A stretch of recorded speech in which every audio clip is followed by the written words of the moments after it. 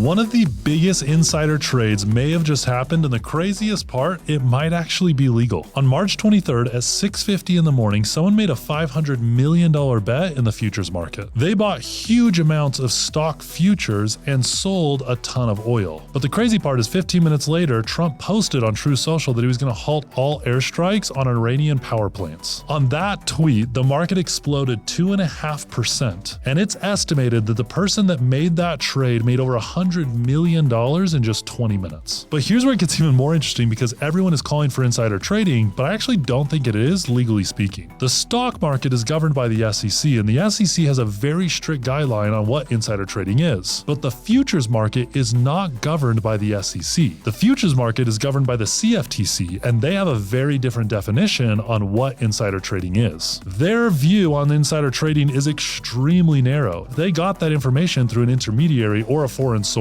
They are likely not going to get insider trading. What's crazy is the exact same bet that made over $100 million in 20 minutes would have probably been insider trading on the stock market, but wasn't in the futures market, and whoever did this probably knew that. I think this should be illegal if that person actually did have information that that tweet was coming, but I'd love to know your guys' thoughts down below.